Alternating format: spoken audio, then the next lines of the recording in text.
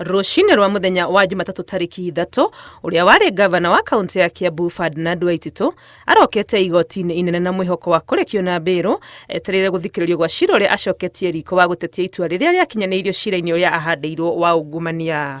No mwĩhoko wake ũrĩkĩrĩire gũthinĩkana thutha wa igoti gũteanĩria ihoya rĩake nĩ gũkorwo ndaheanĩte itũmi njiganu cia kũiguithia arekererio. It is my finding that the applicants have not met the conditions for grant of bail pending appeal. The applications are hereby dismissed.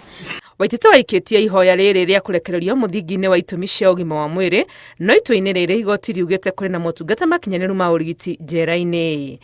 On the question of ill health, it is right that the applicant's ill health does not constitute exceptional circumstances where medical facilities are available for prisoners and where the prison is equipped to take care of the ill health of the applicants, and where, if need arises, the prison's personnel may seek referral to other facilities outside the prison, like it was done for the first applicant.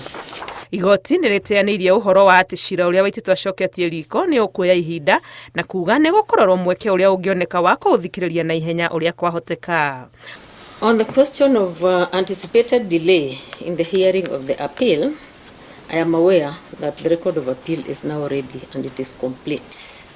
It therefore means that what is remaining is the admission of the appeal, and thereafter the appeal will be given a hearing date. We all know appeals are usually disposed of by way of written submissions.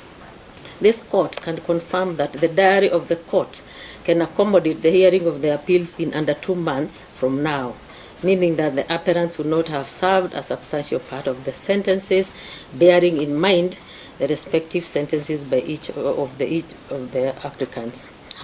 Waititu akoretwo njera-inĩ ya industrial area kũrũmĩrĩra itua cira-inĩ wa ungumania ũrĩa ahandĩirwo ũtungata-inĩ wake ta gavana wa kaunti ya Kiambu, kũrĩa atuĩrĩirwo kĩoho kĩa mĩaka 12 njera kana arĩhe faini ya ciringi mirioni 33.5.